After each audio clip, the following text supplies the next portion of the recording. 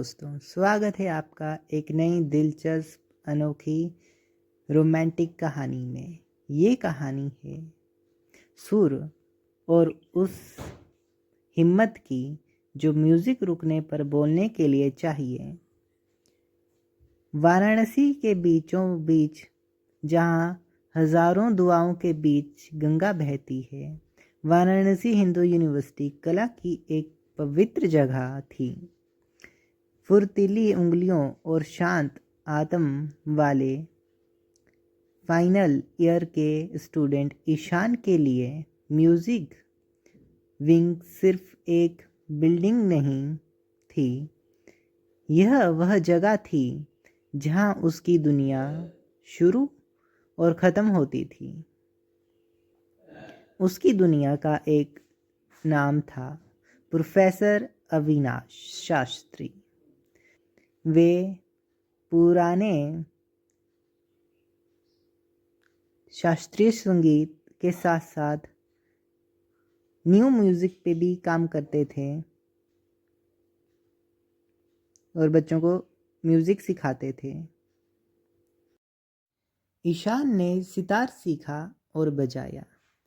जब वह बजाता था तो वो न केवल म्यूज़िक बल्कि अपने दिल के एहसास म्यूज़िक के माध्यम से शेयर करता था।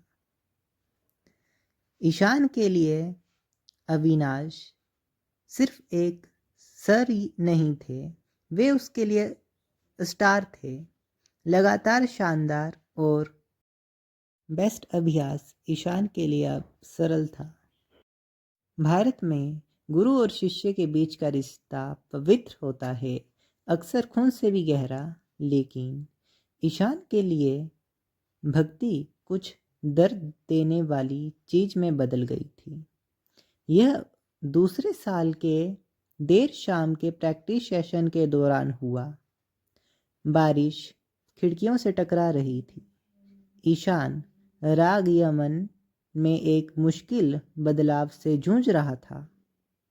अविनाश उसके पीछे बैठा था। एंगल ठीक करने के लिए तारों पर ईशान के हाथ पर अपना हाथ रखा। हल्का सा छूना ये प्रोफेशनल था, और फिर भी यह बिजली के करंट जैसा लगा। ईशान ने ऊपर देखा और एक पल के लिए प्रोफेसर की आंख नहीं हटी। उस खामोशी में किसी भी दूसरे सुर से ज़्यादा तेज ईशान ने अकेलेपन की एक झलक देखी। अगले 2 साल तक वे धुनों के जरिए बात करते रहे। जब ईशान दुखी होता तो उसका सितार राग देश में रोता। जब ईशान गर्व महसूस करता, वह थोड़ा सिर हिलाता। एक अनोखी प्यारी सी मुस्कान उसके होंठों को छू जाती।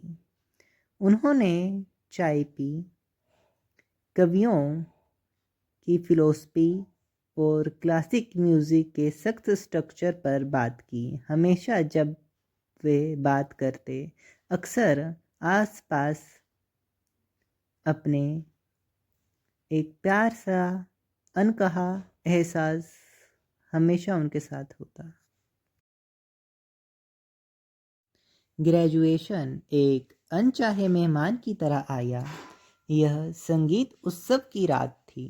जाने वाले स्टूडेंट के लिए आखिरी शोकेस। हवा में गेंदे और अगरबत्ती की खुशबू महक रही थी, जो माहौल को और खूबसूरत बना रही थी। ईशान स्टेज पर आया। वह जानता था कि यह एक स्टूडेंट के तौर पर उसकी आखिरी रात थी। अविनाश की सीधी नज़र में उसकी आखिरी रात।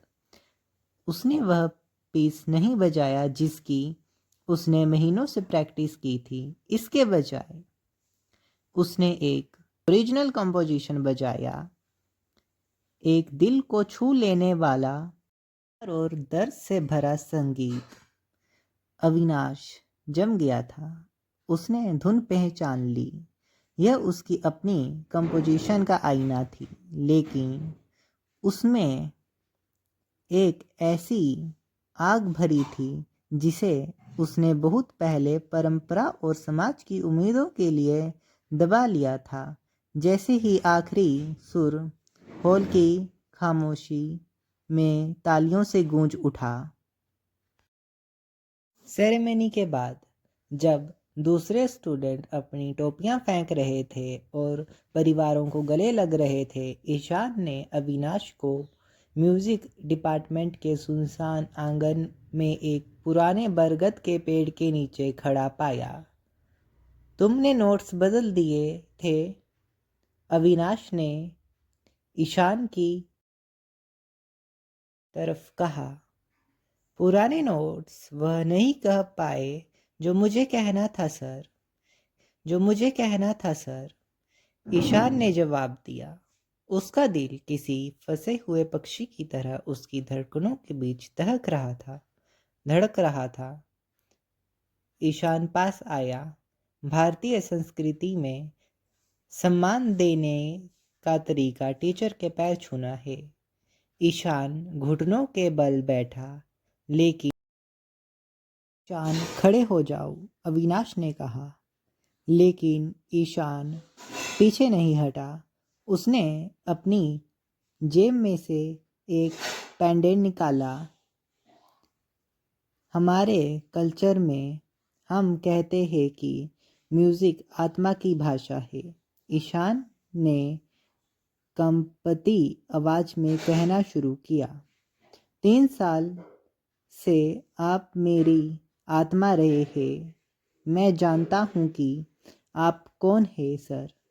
मैं देखता हूँ कि आप कौन सी किताब छिपाते हैं, कौन सी कविताएं लिखते हैं, आप दुनिया को कैसे देखते हैं। जैसे आप यहाँ के नहीं हैं, मैं यह कॉलेज छोड़कर आपको इस खामोशी के पीछे नहीं छोड़ना चाहता। उसने पेंडेंट आगे बढ़ाया। मैं अब सिर्फ आपका स्टूडेंट नहीं हूँ, मैं एक ऐसा आदमी हूँ जो आपसे प्यार करता हूँ। गुरु की तरह नहीं, बल्कि एक पार्टनर की तरह। मुझे पता है कि यह दुनिया इसे पाप कह सकती है, लेकिन म्यूजिक पाप कैसे हो सकता है। खामोशी फैल गई। मंदिर की घंटियां बजी। अविनाश ने पंडित को देखा, फिर अपने सामने खड़े नौजवान को। एक पल के लिए प्रोफेसर का दिल थम सा गया।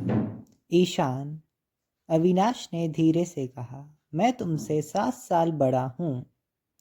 मैंने अपनी ज़िंदगी एक ऐसे समाज में अपना नाम बनाने के लिए बिताई है जिसके पास हमारी भावनाओं के लिए कोई शब्द नहीं है। और तुम अभी टीनएजर हो। तुम्हारी ज़िंदगी बहुत लंबी है।